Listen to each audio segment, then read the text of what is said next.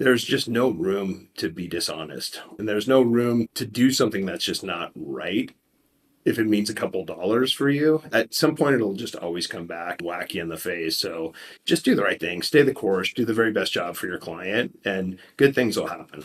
Welcome to a Million and Beyond. This is Matt Willis, partner with Wizard of Ads. Today we're talking with Steve Cutter, owner of Lockehouse, which specializes in commercial real estate and property management. Founded in 2006, Lockehouse endured the Great Recession and has grown into a major player across the West Coast with eyes to expand east. In this episode, you'll learn how to make the jump from individual contributor to business owner as seamless as possible and how his product market fit is leading him to tremendous organic growth. I hope you enjoy. And so they were loving that. So, Steve, what originally drew you to commercial real estate and property management? I actually came out of college and moved to Venezuela and lived down there in Caracas for a year. That was through some connections my dad had with his business, and got to bounce around from a couple different companies down there with the idea of trying to understand and figure out what I wanted to do. So great experience, fluent in Spanish, came back.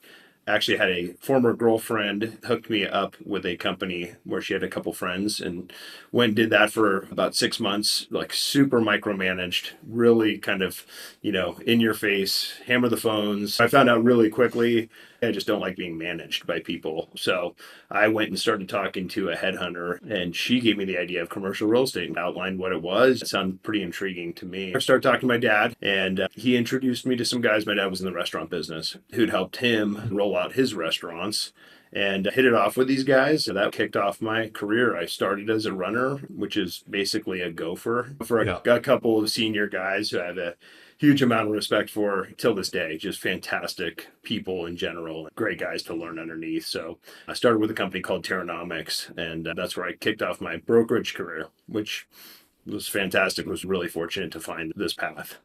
And how old were you at this point? So that was coming out of college. So I was about 23, 24.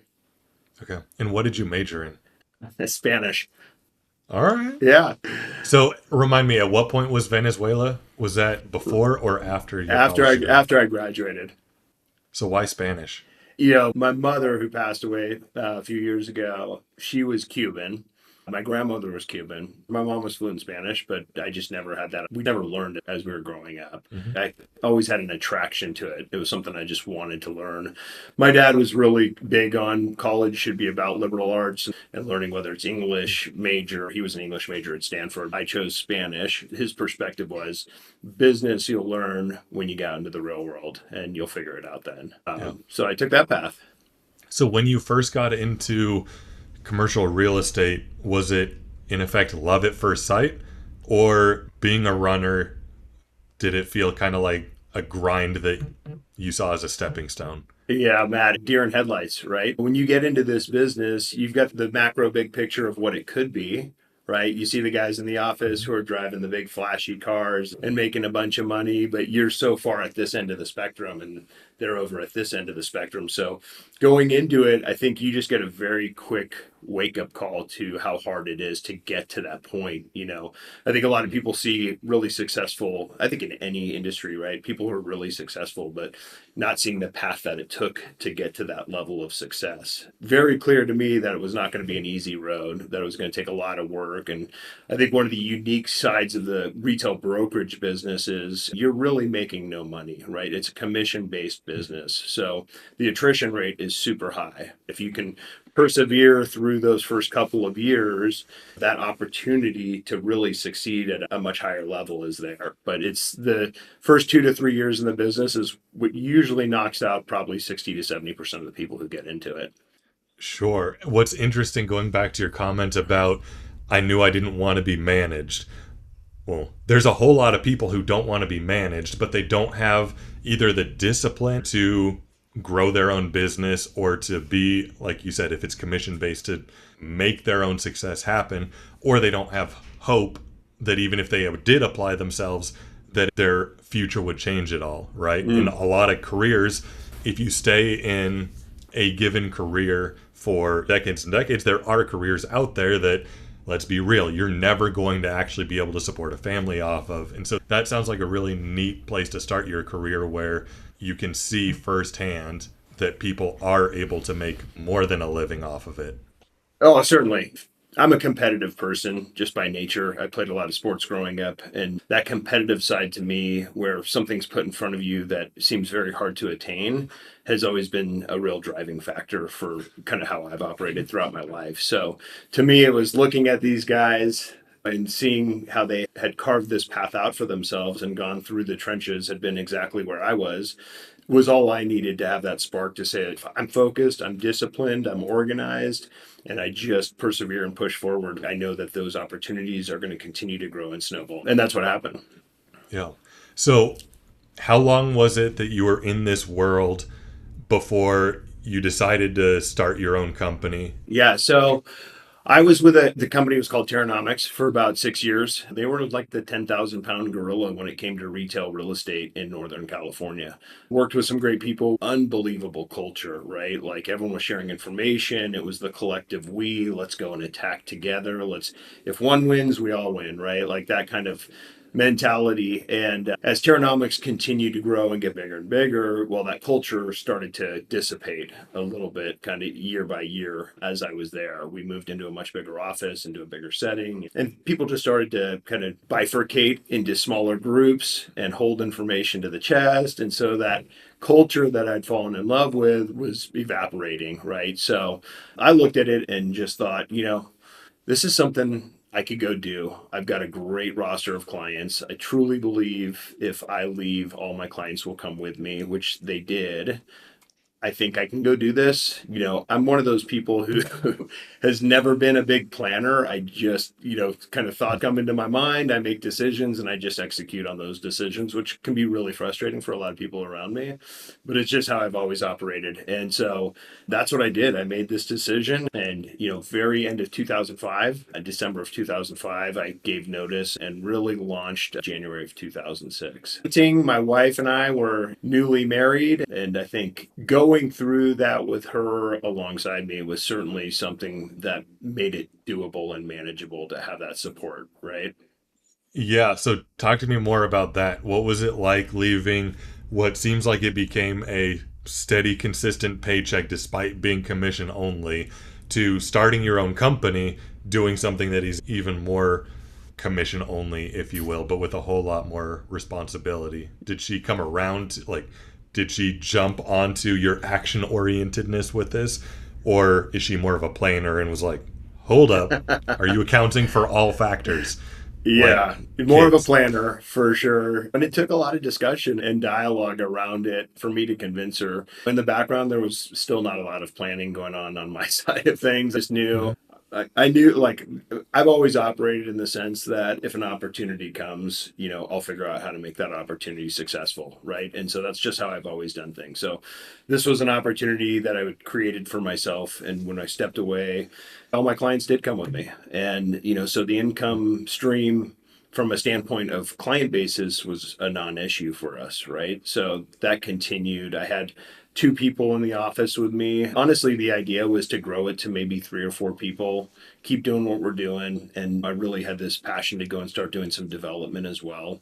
So go build a Starbucks once a year, or just start building a little bit of a portfolio on the development side while I'm doing this brokerage business. And so, the path between launching in 2006 over the next couple of years was great, right? It was steady. We were starting to get some development opportunities going. And then 2008 hit and it all just shut down. And, that's a bigger picture story. 2008 to 2010 is where I think we earned our stripes as a company. Sure. Do you feel like your desire to add development into your arsenal was coming from a place of you felt like you had mastered everything there was as a broker and were looking for a new domain to conquer, or was there something else to it? I think retail real estate, to me, I never want to put myself into any bucket within what we really are experts at, right? Development was a really natural kind of next step for us to get involved with.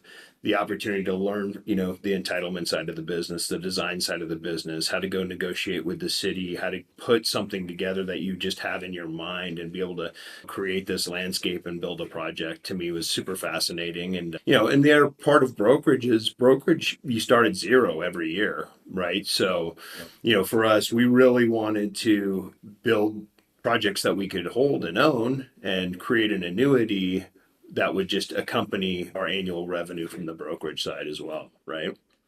Yeah. So, still before 2008, did you already have this vision of being an all-in-one shop for commercial retail real estate?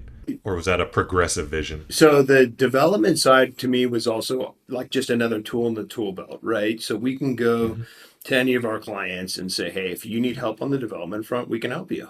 If you don't want us to develop for you, we will never buy a piece of property that you are going to be on. We draw a very clear line on that. It's a funny world we're in. A lot of the brokers out there who say they don't do development just to try to create this illusion of there's no conflict there are actually out doing development. They just don't tell their clients, where we've always come in from day one and said, yes, we do this, but we will 100% never develop a project that has anything to do with you if you don't want us to do that, right? But I think so then you kind of move on to the next level of that is like we're developers for clients who don't have the capacity in-house to go build their own projects, and maybe we don't own the project, but they'll pay us a fee to go entitle it and build that project for them. Or we can go to our landlords now, who a mom and pop landlord who doesn't really understand the idea of building out a 2,000 square foot space for Starbucks, but that's the responsibility they have with this lease they just signed. So we can come in and offer that service accompanying our leasing services, right? So it's just another tool in the tool belt that helps round who we are as a company. When you first started the business, were the deals that you were able to bring over from Terranomics, was that enough to financially support the business, or did you require some form of financing, investors, or all just bootstrap?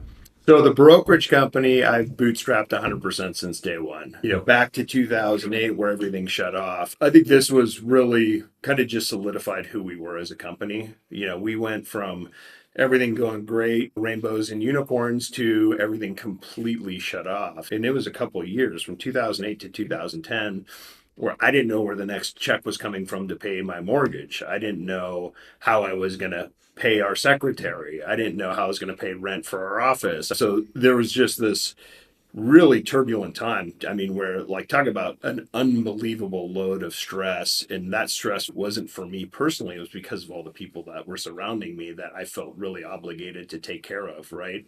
It was unbelievable when a check was due, whether it was an office rent check or my mortgage or whatever it may be, like literally a check would show up in the mail on a deal that I forgot that we had done, or I didn't realize the second half was coming in on that payment. So, and there was just all these kind of little pieces throughout that process of time of 2 years where a lot of prayer, a lot of focus on just doing the right thing right throughout that period of time, even though it was extraordinarily painful and difficult. I think that perseverance is what really got us to a point where when we came out of that downturn, we had stayed steady. We had taken care of our clients. That was the number one thing for us. Even though they weren't doing a lot, we took really good care of them.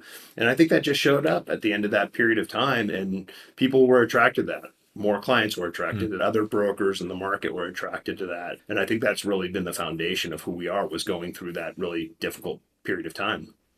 What do you feel like you did differently that helped you come out stronger at the end where others were crumbling or failing? Yeah, right. I think the only thing we did differently is we didn't give up, right? And we didn't give up. We showed up every day.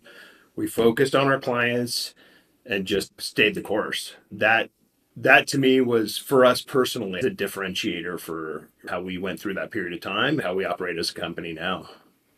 Yeah. I don't know that anyone would have blamed you if, in the midst of those couple of years, we didn't know that it was only going to be 2 years. And in many respects, it was a lot longer than 2 years. Were there times that you were tempted to throw in the towel, and what kept you going? Your desk has an indentation shaped like your forehead. And it's giving you a headache. Your business is profitable, and your customers love you. Your problem is your business isn't growing, not like you want. Discounting attracted customers who were never happy, and you gave away all your profits. Online marketing worked well for a while, but now you're spending way too much time and way too much money chasing leads that are way too expensive. And half those leads you're paying for, they aren't even human.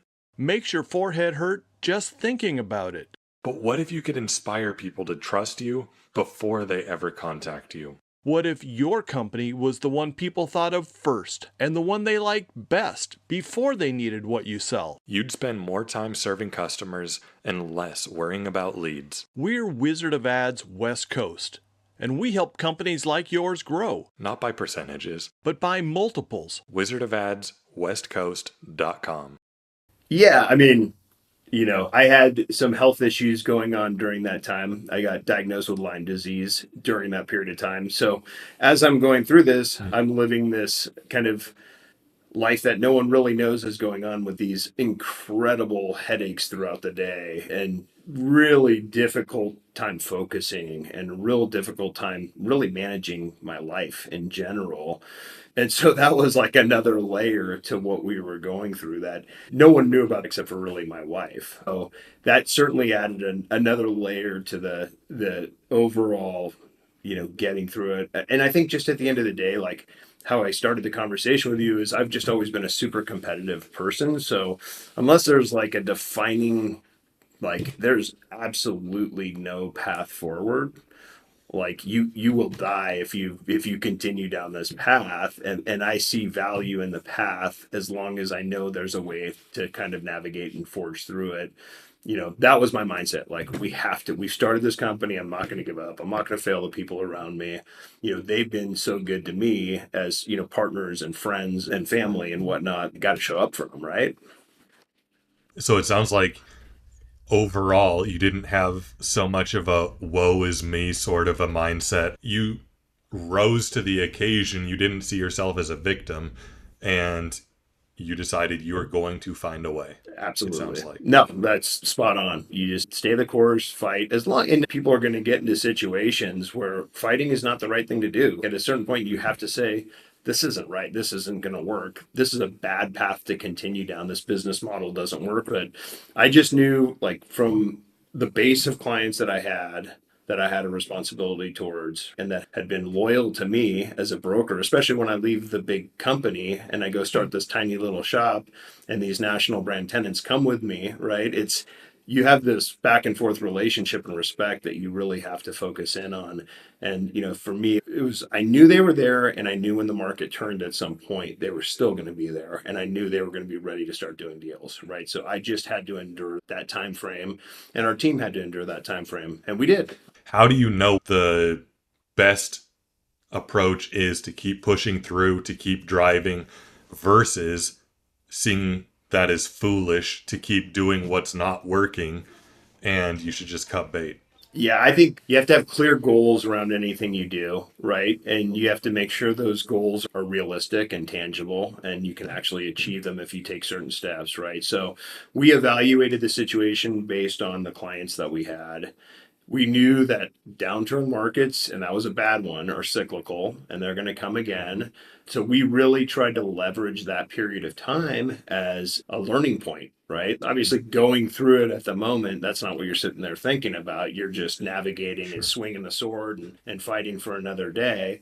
But I think just the fact is that we just knew that with that client base, with the cycles of the economy historically, we knew that there would ultimately be a light at the end of the tunnel. And if your goals aren't tangible and real and there's not an actual path to that success and that end result, that's where I think you need to stop and reconsider what you're doing. Or if you're hemorrhaging money, to a point that's just not sustainable. You either need to, if you have a really good business plan, go out and raise some money. You probably got to consider folding up and find something different. I think a lot of people know in their heart where it's going. It's sometimes hard, and we all have egos, right? So I think that ego side of us too it's hard to give up on something that you've really spent a lot of time and effort trying to create. Going into the first 3 years of the business, which encompasses the Great Recession, what was the biggest mistake that you made and what did you learn from it? Biggest mistake we made, I think we did a lot of things right, honestly. The people at the beginning I had were to some extent the right people, but there were some wrong people. So I think I can actually take that question to more of a macro, like this should be always an ongoing consideration. Is everyone rowing in the right direction? Does everyone have their eye on the same end result and goal? Is the vision cohesive? Is the strategy aligned? And I think if you're in that position, you can do pretty much anything you want to do, right? I think early on, there were some fumbles on the people that were on the team that came and went. There was a lot of time and effort during a fairly challenging time where I was spending a lot of my time teaching, which I love to do, but you spend those man hours teaching people and kind of pouring into them only for them not to be able to make it and not succeed in the business and not have the same vision. That was a huge lesson for me. How are we looking as a company from a vision standpoint? Are we all focused on the same thing and rowing in the right direction? That was a huge lesson.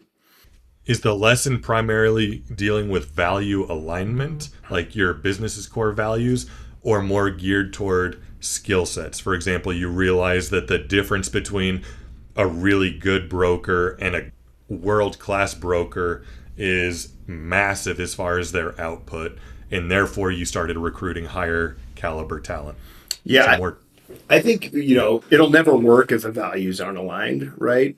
You can have a tremendous broker who doesn't align with your values. They shouldn't be a part of your company. And you can never look at it like we have never looked at it from a pure revenue generation standpoint.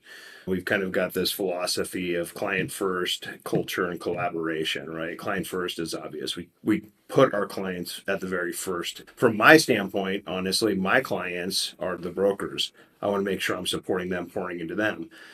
Their client first is obviously the clients that they're working with. And then when you talk about culture for us, we always really kind of lean into this humble confidence, not egotistical, but a humble confidence and drive and a focus around that, right? And this kind of ability to share within the company and really push each other to be the best versions of themselves, right? And then collaboration is just as a team, like how can we grow together, be together? And that comes under that same vision of trying to chase the same ideal standard of what we're trying to get to. So you can have someone makes $1 million a year in brokerage and you think you want him in your company, you bring him over to your company, but he's the most egotistical guy. He doesn't want to share information. He's over here doing his own thing.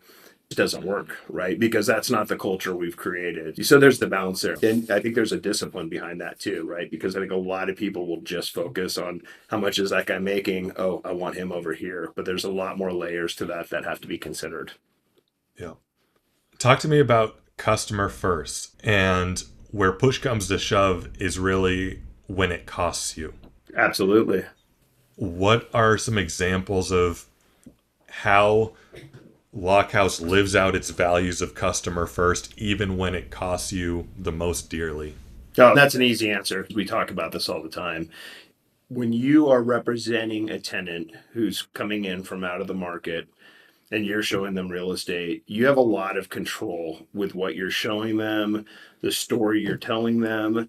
We make it a huge priority that we are looking at it as if we are in their shoes. We want our clients to be the superhero of the story. We don't want to be the superhero of the story. We want to give them, per their direction, what they're looking for. We show them every opportunity in the market, and then we're very disciplined about what we say you should act on and what you shouldn't act on. And we've had it multiple times in the past where a client will insist on going after a specific space, and we will literally get into a very firm conversation with them about why it's not the right space. And now remember, we don't make any money if they don't do that deal. And so there's countless stories across our team of guys who have literally talked their clients out of doing a deal which was the wrong deal. And I think more often than not, whoever goes into that space, if our client decides not to take it, we're able to then show them that it was a failure for not only for them, but for who took the space. So I think that's a big component. I think it's that honesty and being able to walk away from a deal. And, one of our core values is listen, never focus on the money. Focus on what's the very best opportunity and the right thing to do for your client. Because if you focus on that, then the money will come, right? If you're just focusing on the money, it's going to be a pretty short-lived business for you. Where does that conviction come from for you personally? Yeah, I mean, faith for me. My faith has defined who I am as a man. And I hope that, and it's not something I shy away from. Everyone in my company knows where I stand with that regard. I think actions speak louder than words. And I think just the example of how I've operated over the years, how those who are in senior leadership positions are operating over the years. I think that's a critical piece when we're talking about business. We are in such a small world, the retail real estate world. There's just no room to be dishonest. And there's no room to do something that's just not right. If it means a couple dollars for you, at some point it'll just always come back, whack you in the face. So just do the right thing, stay the course, do the very best job for your client, and good things will happen, right? What does it look like integrating your faith in the workplace? Interesting. It's a Bay Area-based company.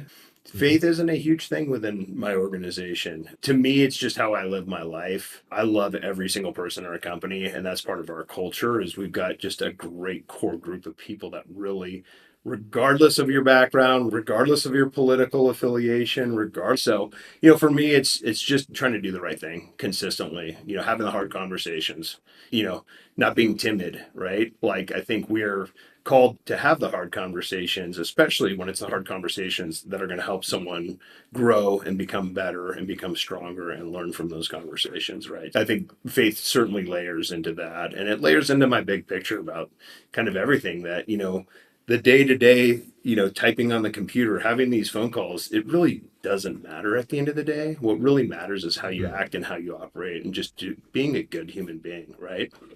Yeah. One of the things that was intriguing that you said before was the organization donates to or participates with various different organizations. And it sounds like a lot of those initiatives come from the staff. It comes from the brokers that are part of your organization. Tell me a little bit more about that. So, how's your forehead? Growing your business takes 2 hands full of inspiration, a bucket full of perspiration, And a truckload of pixie dust. Nobody said it was going to be easy. Pixie dust is all the emotions triggered by your company name. It's what you say through your advertising, plus what your customers tell their friends. Pixie dust is what the world believes about your company. It makes people choose your company from a list of all your competitors Pixie dust inspires confidence in people who've never done business with you. and makes them trust you and decide to work with you before they need you. Pixie dust is not your company name. It's your brand. It's your brand. It's your brand. We're Wizard of Ads West Coast, and we make pixie dust. So companies like yours can grow, Not by percentages, but by multiples. and without pounding your head on the desk. WizardofAdsWestCoast.com. WizardofAdsWestCoast.com. One of my favorite stories is Mike Hiyoshima down in our Santa Barbara office. Him and some good buddies rally around a friend of theirs. They've created an organization called Warriors for Peace. Every year they take a bunch of veterans and they have fishing boats down in Southern California and they take them out ocean fishing. They bring them back. One of our clients, a guy named Chuck Kutchko, who's with Sprouts Farmers Market, he's part of it. So their band actually plays for these veterans, so we have a big party afterwards and they all come down and play together and it's really cool. I love that side of it with Mike, what he's done down there. We've also been really involved with the organization since I started the company. I formerly was on the board of directors of it. I was formerly before that a camp counselor at an organization called the Okaizu Foundation. It's a camp for children with cancer. So we do camps for children with cancer. We do camps for siblings of children with cancer who are oftentimes really forgotten in the mix of things as their brother or sister is going through this.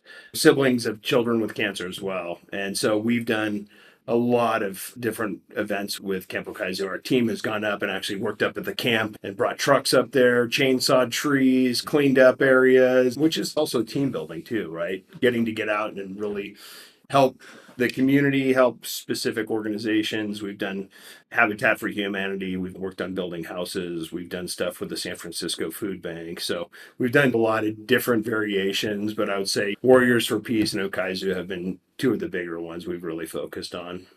How do you choose which ones you're going to invest the time and the money into? I think there's just an organic conversation within our company. I think if something is really important to someone, like Mike with Warrior for Peace, he brought it up to us. We all love that idea. We thought it was something we should get involved with. And so we have a number of people from our Northern California office go down to Southern California and help out with the event and get involved with it.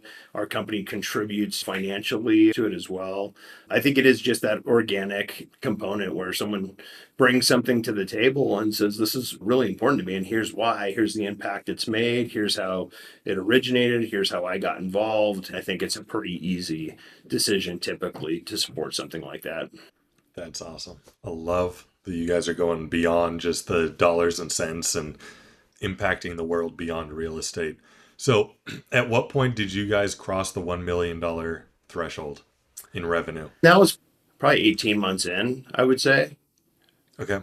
Was that based on strictly the work that you brought in from Terranomics, or was there organic growth or customer acquisition beyond within those 18 months? Yeah, so there was customer acquisition for sure. I was a top performer at Terranomics, so the revenue that I was bringing over was pretty substantial. So it wasn't a huge lift to get to that number early on.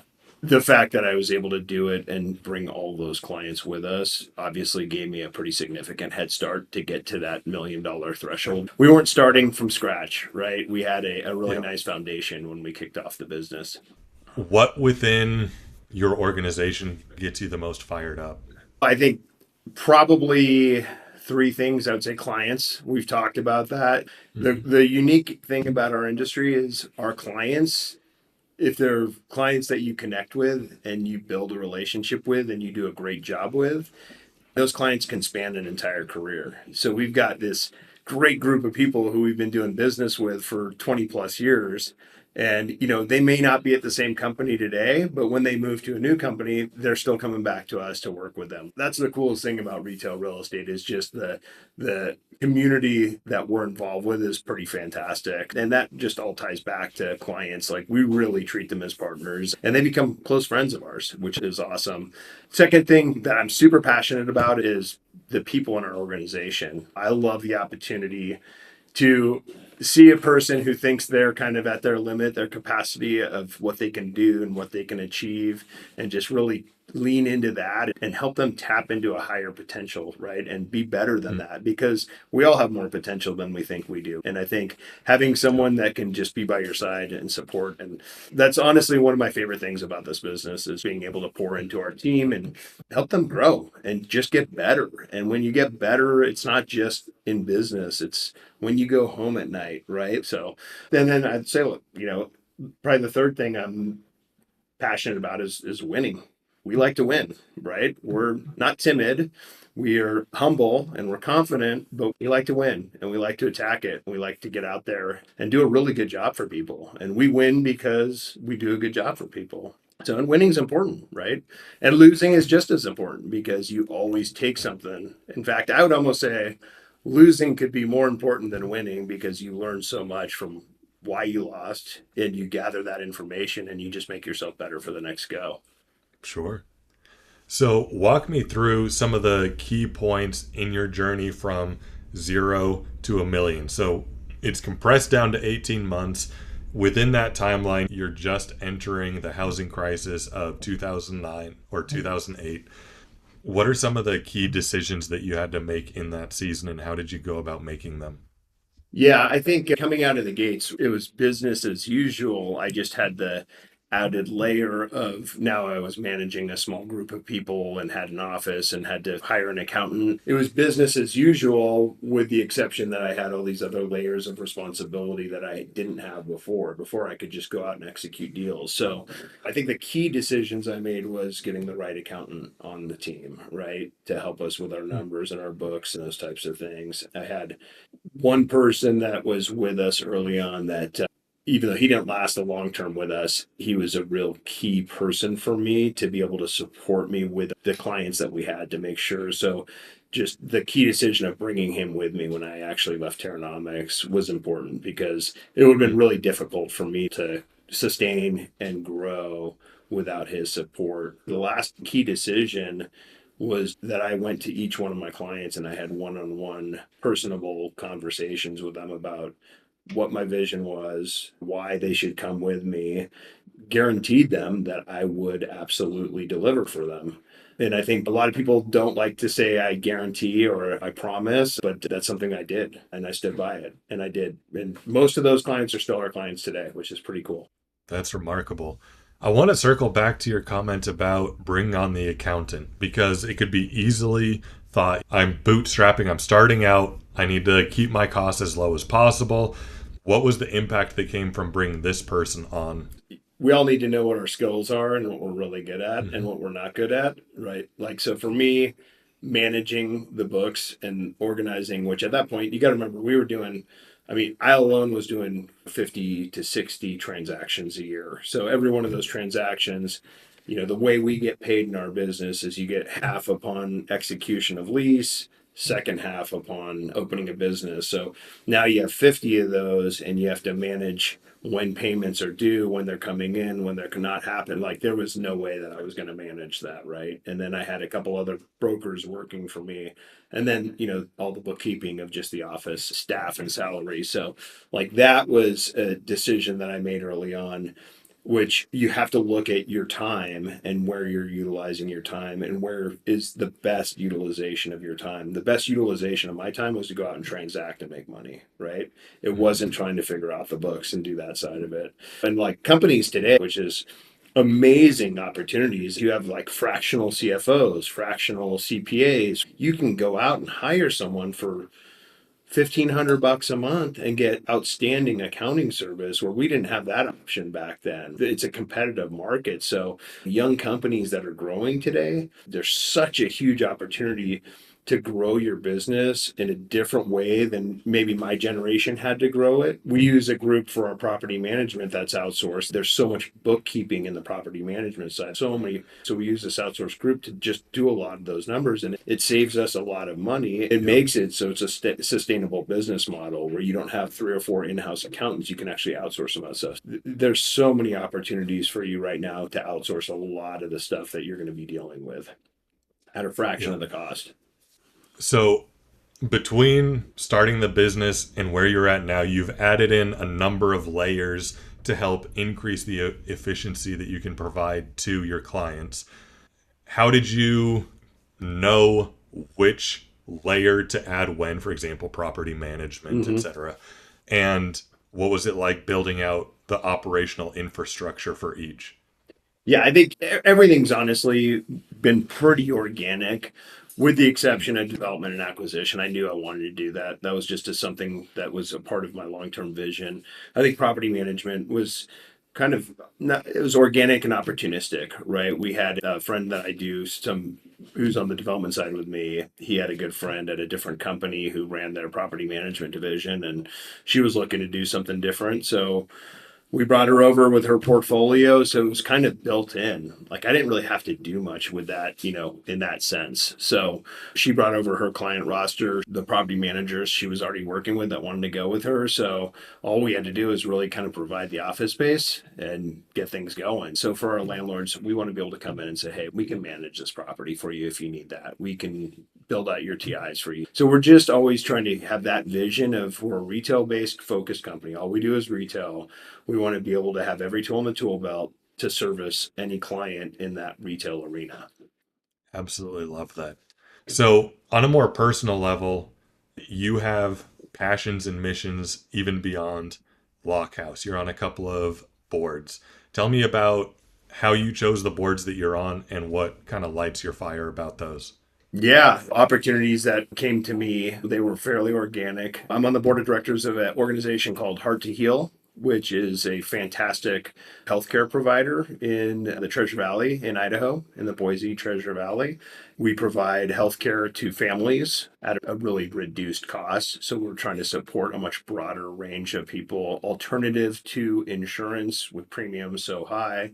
We offer functional medicine and allopathic medicine, and we are all about medical freedom. It means when you come in, and if our doctor is going to prescribe something to you, before he prescribes it, he is going to tell you exactly what it is, exactly what the side effects are, exactly what the risks are, exactly what the benefits are, right? And let you make the decision. So that to me kind of hit on a couple notes. I mean, I've been around medical in one way or another most of my life through friends and family. And I just think, coming out of COVID, I thought it feels like there was just so much distrust going on a macro level. And I just love what Heart to Heal was bringing to the table. Just this transparency of, if you want to do this, it's your decision. And it's just this transparent organization of people who really care about the mission and what they're doing. And so it's an honor to be on that board. And then I was asked not too long ago to be on the board of my church, which is obviously a huge honor. We're part of a church here in the Valley that started just under 3 years ago and has grown to a little over 2,000 people. It's just caught on fire. Our pastor is just a fantastic man. I learn from him every single time I talk to him. I'm actually part of the group that's developing the new campus. We're developing a 17-acre campus. So really have gotten to know my pastor well, and just was honored when he asked me to be a part of the board. That organization is doing so much to impact the community. If I can be even a fractional part of that and help with that, it's just a huge blessing.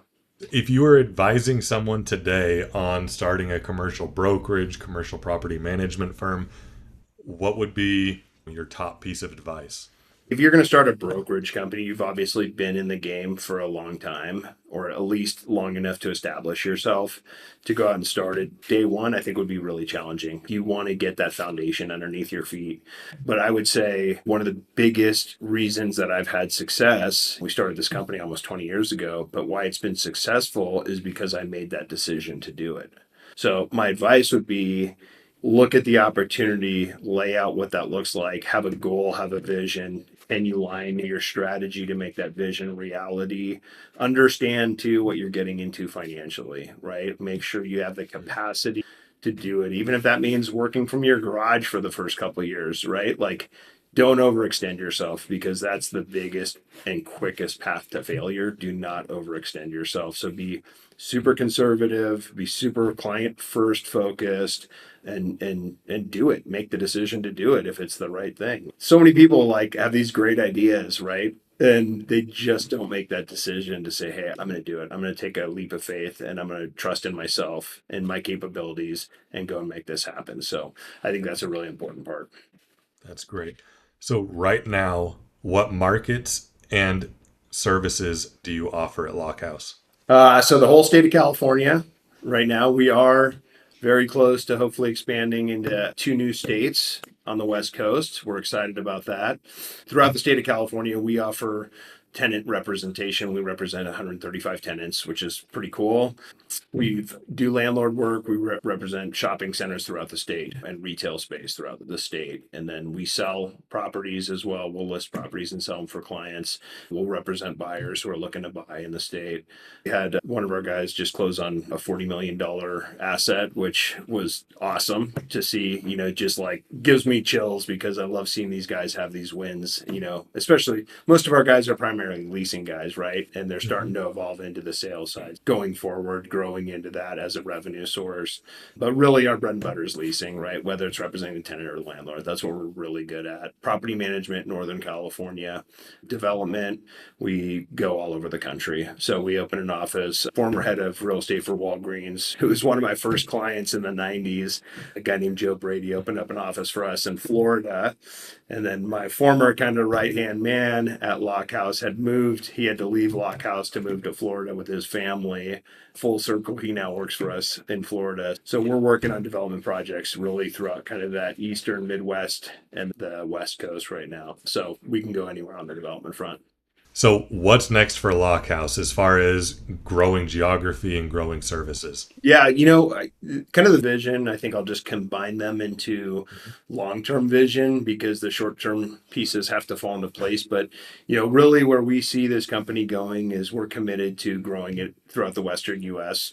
We have this opportunity, I believe. No one's ever done it in the Western US with a, quote unquote boutique firm. We're very close on two new states to expand into. Praying that comes together. If it doesn't, we'll pull out the dry erase board and start thinking through some different options. But I think there's a real opportunity, and the reason we're growing is because we feel like there's a real need to solve an issue for our clients, right? So right now you have retail directors of real estate who work for a tenant, right? And they're coming in and using us as a broker. Well, they have us in the Bay Area. They've got someone in Southern California. They've got someone up in Sacramento, someone up in Portland, someone in Washington. So their week looks like, you look at their calendar, they've got 5 to 7 different calls a week with different brokers in different geographies. I mean, what a tremendous waste of time. So we've got a system we're putting together where we're going to probably really work to solve that issue for them. So everything we do kind of looks at the client and how can we solve some of their issues, right? So that's why we're expanding. Love it. You have a number of employees, people who look up to you, people that you're managing. You have a family, you have a church that you're on the board of, you have a healthcare foundation that you're on the board of. One, how do you keep track of everything? And two, how do you manage the inevitable stress that comes with all of that? Yeah, we're opening some pizza restaurants here in Idaho too. I forgot to mention that. It is a balance. I think it comes down to personally, for me, it's fitness. I'm very focused on my fitness. I work out 5 to 6 days a week. Just ran an Ironman a couple of years ago, first Ironman and last Ironman. But we all have goals, so I got that goal checked off. Fitness is critical for me. I hope everyone listening to this who is an entrepreneur and getting into this kind of a stressful scenario, it is what you make it. If you can be in the present and really focus on what's right in front of you and what's really important and not balled up into your email inbox and sucked into that becomes very stressful if you can really control your week. So I spend a lot of time kind of blocking out my week for how I'm going to spend my time. And part of that is fitness. And I love fishing. I love hunting. I love mountain biking. I love snowboarding. I love doing all these other things too. I love spending time with my family. I love going to my kids' soccer games and dance, recitals and all those things. So there's just this, you got to have that balance in there and you really have to control your weeks. Don't let your weeks control you. Love that. Steve, thank you. This has been an incredibly helpful, informative, and encouraging conversation. Truly a pleasure connecting with you. If anyone is interested in checking out Lockhouse and what they do phenomenal work. It's lockhouse.com, LOCKEHOUSE.com. Steve, truly been a pleasure. Thanks, Matt. Appreciate it.